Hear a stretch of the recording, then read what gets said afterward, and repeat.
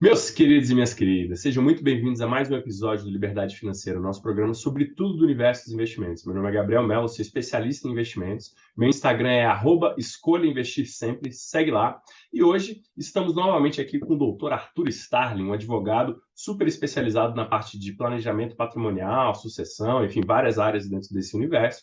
E a gente combinou, né? A gente está fazendo agora uma nova série, pessoal, sobre planejamento patrimonial. Então a gente quer falar vários assuntos dentro desse universo. E para começar, primeiro, muito obrigado, Arthur, pela tua disponibilidade, né? O pessoal deu vários feedbacks bem positivos do nosso bate-papo. E já queria começar te mandando uma pergunta. Por que é importante pensar em planejamento patrimonial? Seja bem-vindo. Obrigado. Muito obrigado, Gabriel. Prazer estar aqui com você. Vamos lá, essa é uma pergunta que é simples de responder, mas ao mesmo tempo tem várias respostas diferentes e varia de acordo com cada família. Mas, universalmente falando, nós temos alguns motivos principais para planejar a sucessão. O primeiro, que eu sempre me à cabeça, é evitar aqueles inventários longos e morosos que a gente conhece. Todo mundo que está ouvindo aqui sabe que conhece alguém na própria família ou próximo que tem aqueles inventários que não acabam mais ou que tem aquelas disputas longuíssimas dentro da família, às vezes até por bobagem, o que acaba dilapidando os bens da família sem que ninguém efetivamente venha receber esse patrimônio, né? Na minha experiência, eu já participei de inventário que, quando eu assumi, estava há mais de 20 anos e só havia um único herdeiro, para você ter a ideia de como não faz muito sentido a gente deixar a coisa acontecer solta, apesar de ser o normal hoje em dia. Mas eu aproveito esse gancho para dizer que um grande motivo que me acontece muito aqui no escritório hoje é que as pessoas têm medo de deixar para os filhos, os herdeiros, mas eles não terem é, liquidez, patrimônio para fazer frente aos custos do inventário, sabendo que morrer é caro. Hoje a gente estima que você vai ter um custo de mais ou menos 20% do valor de mercado do patrimônio que você vai transferir, é o quanto precisa ter em liquidez para pagar advogado, custas, algumas regularizações e tributo, que é bastante caro aqui no Brasil e tende até a aumentar. E aí, como é que seria, né? Assim, por exemplo, a questão desses tributos, taxas, honorários, existe alguma forma de quem vai deixar o patrimônio se prevenir ou uma espécie de um auxílio para os herdeiros para antever essa situação? Sim, graças a Deus tem. A gente sempre. Primeiro, o que a gente tem que fazer? O que eu oriento os clientes? A deixar o patrimônio organizado. A partir daí, você também deixa a sua última vontade explícita e você pode fazer isso através de um testamento, que é um instrumento bastante eficaz e é aquele que existe na legislação para você também deixar isso explícito. Mas, quando a gente fala especificamente da liquidez, não é o testamento que vai resolver. Ele vai, pelo menos, evitar brigas na família, porque você já deixou determinada a sua vontade, mas o instrumento que vai lhe auxiliar e vai garantir essa prosperidade para a família, fazer frente aos custos, a gente tem que usar como aliado um seguro de vida. E um bom seguro de vida, já adianto que não é qualquer seguro de vida, não é aquele que o banco te vende, não é aquele de prateleira. Eu acho que a gente fala mais um pouquinho daqui a pouco sobre isso. Legal. E assim, por exemplo, o caso da Previdência, né? Só para pegar uns casos excepcionais para dar uns exemplos. A gente viu aquele caso famoso da Previdência do Lula, que foi bloqueada na justiça, né? Então, o pessoal falava aquela questão, mas Previdência não pode ser bloqueada. E aí, realmente, tem exceções, tem situações que a gente já viu acontecer. Aí te pergunto, o caso de um seguro de vida, ele pode ser bloqueado, pode ser penhorado, pode ser buscado pela justiça? Não, excelente pergunta, Gabriel. Isso até já faz um link com o nosso primeiro programa, que a gente falou bastante da Previdência. Então, quem não viu, volta lá. Mas só repisando rapidamente, a Previdência privada, em tese, não teria essas dificuldades, em tese, não partilharia, em tese, teria uma segurança. Mas, na prática, não é assim que acontece. Existe uma é, falta de consenso na doutrina e na jurisprudência que se reflete, acaba que em muitos casos tem sim que partilhar e acaba não sendo tão seguro quanto é o seguro de vida. Daí porque, quando você me perguntou, eu preferi responder logo como o seguro de vida sendo o instrumento mais eficaz, porque justamente a gente vai ter mais segurança.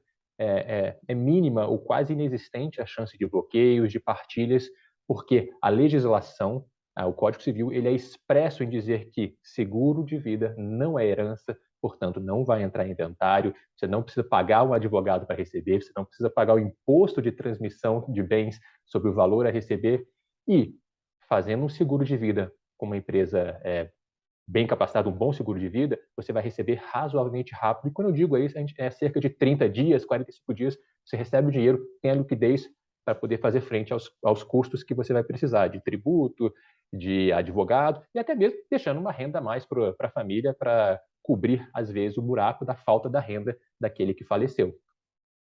Muito legal. E assim, o seguro ele é 100% disponível no seguinte sentido, se tiver alguma figura aí que queira deixar tudo para uma amante, ele consegue deixar um seguro 100% para amante?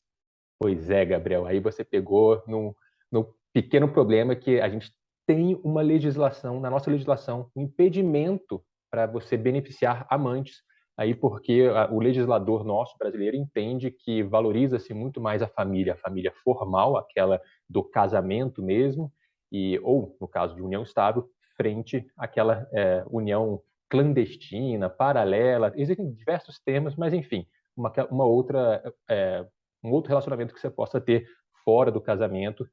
Então, neste caso, você não vai poder, porque tem um impedimento legal. Cai-se na dificuldade de você, primeiro, saber que existia um seguro de vida e foi direcionado para uma amante, e depois disso, se você consegue essa informação, aí você vai ter que ajuizar uma demanda para evitar e recobrar aquele valor, ou até impedir que o pagamento seja feito para esta pessoa. Tudo uma Mas questão de dificuldade prática aí, mas dá para, em tese, na prática, não pode acontecer. Mas eu não sei se eu fui feliz no exemplo. Eu quis dizer assim, pode disponibilizar, por exemplo, se quiser deixar para uma fundação, ele pode deixar 100% para essa fundação em desprestígio ali dos herdeiros naturais? Ah, sim. É porque quando você fala amante a gente não pode, tem um problema aí legal, mas você pode beneficiar qualquer outro terceiro. Você não precisa beneficiar os seus filhos, não precisa beneficiar o marido, a sua esposa. Você pode, por exemplo, em gratidão à pessoa que cuidou de você nos últimos anos, e muitas vezes você teve uma cuidadora que ficou aí 15, 20 anos com você, e você quer dar um benefício para ela, deixa um seguro de vida em favor dela. Você quer beneficiar um filho mais em relação aos outros, por qualquer motivo você entende que ele vai precisar desse auxílio, você pode beneficiá-lo e não beneficiar os demais, você pode beneficiar pessoas desconhecidas, fundações, empresas, sem o menor problema. A única ressalva, o asteriscozinho que vai ficar aí, vai ser realmente a amante, por um óbice legal mesmo. Engraçado, eu juro que eu não pensei nisso, foi só um exemplo para tentar pegar um terceiro qualquer. Então fica ligado aí, pessoal, não pode deixar para amanhã, tá? Mas enfim, brincadeiras à parte. Mas então tá, então beleza. O seguro, então, ele realmente é um instrumento muito útil, muito bacana. Então vamos entender melhor. Por que você comentou aquela questão dos seguros dos bancos? E aí, até para ilustrar, queria deixar o case de um colega meu. Ele é servidor público e ele está querendo acumular aquele tempo de atuação jurisdicional, né, de advogado, para poder ser juiz. E aí, como ele é servidor, ele tinha uma restrição lá que não pode advogar, alguma coisa assim, e aí ele fazia uma advocacia voluntária ali no tribunal, né, de forma a poder ajudar as pessoas, ganhar o tempo lá de prática jurídica, né, para poder atestar um dos requisitos lá para ser juiz. E aí ele me contou que os casos que ele mais pegava nesse tipo de trabalho era justamente de seguros de vida de bancos, que na hora que o pessoal queria receber, o banco vinha cheio de ressalvas, questionamentos e botava dificuldades para pagar. Então isso me chamou muita atenção. E os seguros que a gente negocia, em geral, aqui com os nossos parceiros, a gente nunca teve esse tipo de caso. O pessoal, normalmente, a seguradora faz o trabalho de verificação do risco antes de assinar o contrato. Então, investigação de doenças pré-existentes, todas as outras questões, isso é feito antes. Então, se você puder explicar qual é essa diferença? Por que os bancos têm essa peixe assim, de problema com seguros? O problema não é o seguro em si, nem a cobertura, os exames prévios. São as letrinhas pequenas que a gente tem nesses seguros padrões aí, que não são sob medida, que são feitos e oferecidos pelos bancos, porque é um tipo de seguro que vai ter reajustes anuais, vai ter reajuste por conta de faixas de idade, terão reajustes por conta de problemas que você venha a ter. Se você aumenta o seu risco, tem um AVC, o seu seguro passa a ser mais caro. Então, eles irão dificultar o seu acesso no momento que você mais precisa. E, ora, não faz sentido, quando a gente constrói um planejamento patrimonial sucessório, criar essa dificuldade para o nosso cliente. É melhor que ele tenha um seguro que vai lhe dar mais facilidades. Arthur, você está dizendo que esses seguros são péssimos, então? Não deve ter? Bom, é melhor ter esses do que não ter nenhum. mas se você puder, a gente sempre recomenda outros tipos de seguro, chamados whole life, ou vida inteira, que tem um outro estilo, outro tipo de cobertura. Ele faz um congelamento da sua vida do momento atual e você paga durante determinado tempo para que você tenha garantido essa cobertura, e depois que você pagou esse período todo, você nem precisa continuar pagando e ainda pode resgatar, se quiser, esse valor. Ele tem uma correçãozinha, não é investimento, não vai render tanto quanto investimento, mas lhe dá essa proteção já de imediato e para o futuro, desde que você continue pagando. Não haverão reajustes por idade, não haverá reajuste por alteração sua de saúde. Você realmente congela os riscos agora e projeta para o futuro. Acaba sendo uma boa opção, até porque as letrinhas miúdas, elas desaparecem ou não têm esta dificuldade, e no momento que você precisa, a sua família vai receber isso rapidamente. Na prática, estas são as vantagens que tem, por isso que a gente prefere sempre este tipo de seguro aos seguros disponíveis aí de prateleira no banco, que vão te passar qualquer produto. É verdade. É muito interessante isso, né? Esse meu colega realmente falou que tinha muitos casos e, assim, as pessoas que não tinham uma renda muito alta, até por isso estavam procurando a advocacia voluntária ali. Então, é uma situação muito chata, né? Bem na pior hora, no momento que você mais precisa, ter dificuldade, o banco querendo, né, travar ali o pagamento. Então, assim, realmente é uma dor de cabeça que a gente procura evitar, né? Eu sempre recomendo para os clientes, olha, é melhor você fazer um seguro que você confia do que querer pegar o genericão Baratex, que depois o barato que sai caro, né? E isso que Realmente. você falou é bem interessante. Eles são um seguro um pouquinho mais caro, mas vão te trazer essa segurança maior naquele momento. E aí você vai ter que pesar o que você quer para sua família. Esta maior segurança ou um risco de não receber ali na frente. Como eu falei um pouco atrás, é um peso. Às vezes, no seu momento atual, você não consegue ter este seguro melhor, mas você consegue ter um do banco que vai lhe dar alguma segurança. Entre não ter, é melhor ter esse, e no momento que você puder, você migra para um outro melhor. Mas é importante ter o conhecimento, entender que existem as opções para você tomar a sua escolha. Entendi. E aí, por exemplo, uma dúvida mais talvez técnica, né? Como é que funciona o papel do advogado nessa herança? Porque assim, sempre se alguém falece, né? Sempre vai ser necessário o papel do advogado? Como é que funciona isso? Quando alguém falece e tem bens em seu nome, você necessariamente tem que abrir o inventário para listar esses bens, listar os herdeiros, listar as dívidas, fazer o pagamento dessas dívidas, o que sobrar, aí sim você poder partilhar entre os herdeiros e cônjuge, os interessados. A lei exige que para isso seja feito através de um advogado. Então, necessariamente, quando a pessoa falece e tem bens, tem que abrir o inventário e tem que ter um advogado para realizar este inventário. O planejamento sucessório vem para, em algumas situações, até mesmo evitar a necessidade de inventário, ou pelo menos você já transferiu boa parte do seu patrimônio ou aqueles mais valiosos, de modo que lá na frente você até tem um inventário de valores menores e, consequentemente, o custo do advogado vai ser menor também, já que o maior parte do patrimônio já pode ter sido transmitido para os seus sucessores. Legal. Uma questão que eu sou recorrentemente perguntado também é sobre a conta conjunta. A conta conjunta é uma solução para a sucessão patrimonial? Então, se um casal está com os bens nessa conta conjunta, um dos dois falece, resolveu, o outro vai conseguir movimentar livremente? Olha, ela é um bom instrumento para dar liquidez e para dar acesso ao dinheiro. Resolver não resolve, porque pressupõe-se que o dinheiro que está nessa conta pertence. Vai depender do regime de bem de casamento também, mas quando é a conta conjunta, pressupõe-se que metade pertence a cada um dos cônjuges. Qual é a vantagem? Metade desse saldo não vai entrar em inventário e não vai incidir tributo sobre ele, porque a outra pessoa pode transferir esse dinheiro para si e ficar manejando esse numerário. A outra metade vai ter que entrar em inventário, porque pressupõe-se que é da outra pessoa e vai ter que pagar. Mas como a conta é conjunta, a pessoa vai continuar tendo acesso à conta e movimentar esse dinheiro. Facilita para fazer frente a custos e tudo mais que necessariamente vão existir depois do falecimento. Então ajuda, mas não resolve. Então, de qualquer forma, ainda vai ter que ser feito o recolhimento ali do ITCMD e os demais impostos, né?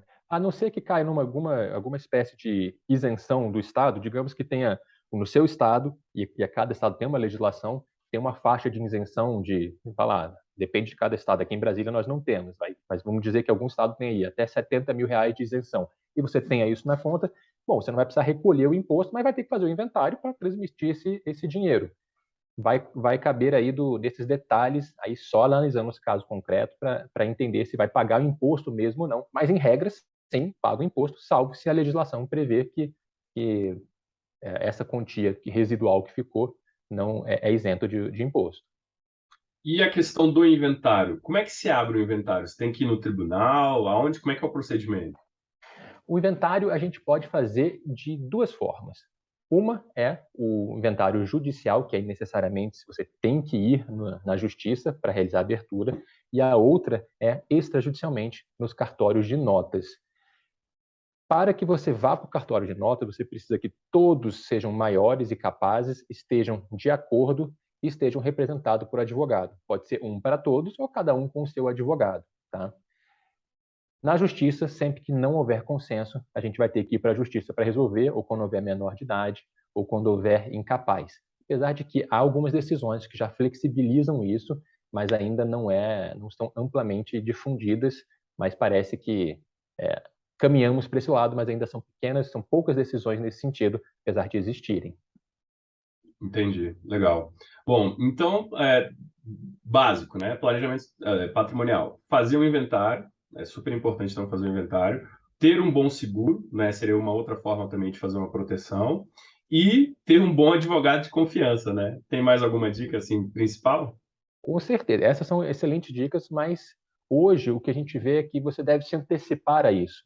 Você não precisa necessariamente passar pelo inventário, especialmente quando você tem uma quantidade grande de bens e você sabe que vai ser um inventário custoso. É por isso que existe o ramo, né, do novo ramo do direito de planejamento patrimonial sucessório, para se antecipar a isso e já fazer a transmissão em vida, poupando os seus herdeiros do rito do inventário naquilo que for possível e até mesmo, a depender do caso, quando for possível, veja que eu fiz algumas ressalvas, né? A gente consegue, inclusive, uma economia tributária sobre aquilo que você pagaria de imposto lá na frente.